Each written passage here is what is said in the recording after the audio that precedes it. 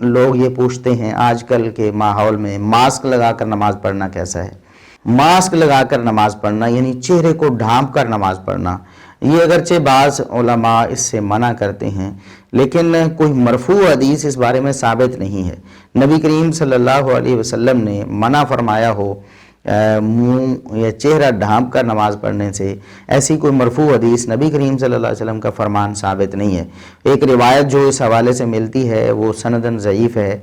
الحسن بن زکوان جو اس میں ضعیف مدلس راوی ہے اور سماع کی تصریح نہیں کی انہوں نے، لہٰذا نبی کریم صلی اللہ علیہ وسلم سے ثابت نہیں۔ اسی طرح صحابہ اکرام سے بھی کوئی اس طرح صراحتاً منع کرنا چہرہ ڈھانپ کر نماز پڑھنے سے وہ ثابت نہیں ہے۔ البتہ موطا امام مالک میں سالم جو تابعی ہیں، عبداللہ بن عمر رضی اللہ عنہما کے بیٹے ہیں، وہ پسند نہیں کرتے تھے کہ کوئی شخص چہرہ ڈھانپ کر نماز پڑھ رہا ہو۔ اگر کوئی شخص چہرہ ڈھانپ کر نماز پڑھ رہا ہوتا تو وہ سختی سے اس کے چہرے سے وہ چادر یا چیز وہ کپڑا تھا اس کو ہٹا دیا کرتے تھے۔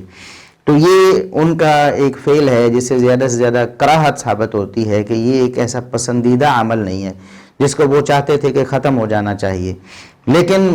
ان حالات میں جب کہ مجبوری ہے کسی شخص کی کہ وہ اپنا چہرہ ڈھانپے، جس طرح ماسک وغیرہ لگایا ہوتا ہے جراثیم سے بچنے کے لیے،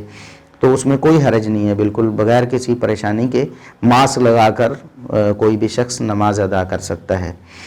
اسی طرح پہلے بھی یہ سوال ہوتے تھے، ایسی خواتین جو گھر سے باہر کسی کام کے لیے گئی ہیں کسی پارک وغیرہ میں اور وہاں مسجد قریب نہیں ہے،